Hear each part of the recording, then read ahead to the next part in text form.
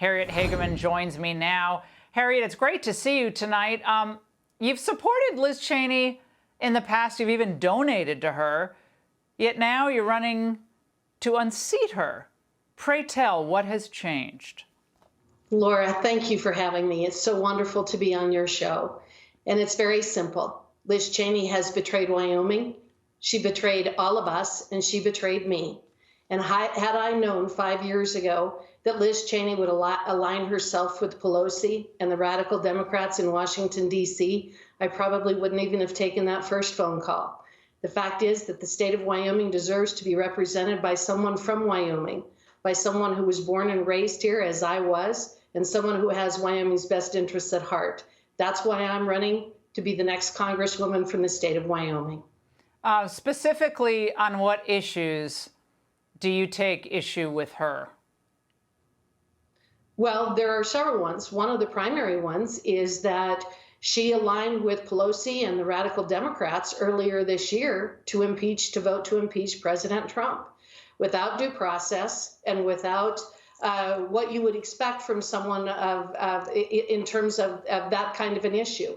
She aligned herself with Pelosi and the Democrats in the impeachment. And then since then, she has aligned with Pelosi on the matter related to the January 6th commission. So again, what she's done is she is focusing on issues that are important to the Democrats in Washington, D.C., as they attempt to deflect attention from the absolute disaster that is the Biden administration. And she continues to bash President Trump as well as the citizens of Wyoming. The fact is, President Trump won Wyoming by over 70% of the vote. He had a higher percentage of votes than Liz Cheney did. The citizens of Wyoming sent her to Washington, D.C. to be an ally of President Trump, to pursue conservative values, and to fight against the Biden and Pelosi agenda. And what has she done? She aligned herself with Pelosi and has furthered that agenda instead. Now, Liz Cheney reacted to President Trump's endorsement of your campaign by saying in a tweet, here's a soundbite for you, bring it. Harriet, she's projecting a lot of confidence.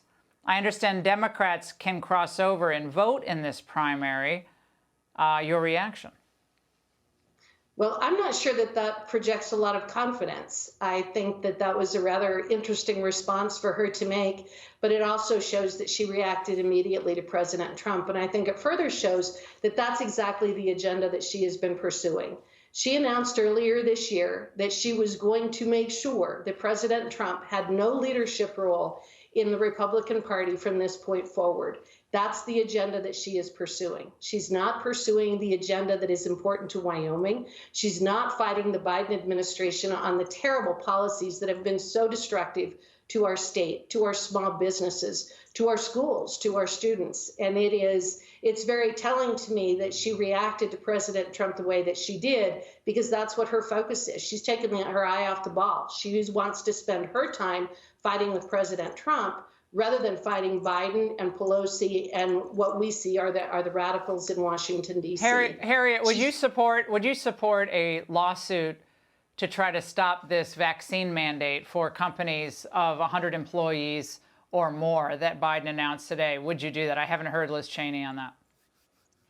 The fact is, what Biden did today is clearly unconstitutional, and he and his advisors know it.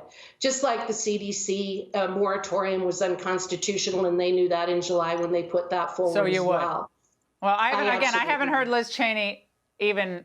She never talks about these types of issues. It's only hitting Trump and the insurrection on January 6th. That's it. Harriet, we're going to be watching this race very closely. Thank you for choosing this show to come on first. We really appreciate it.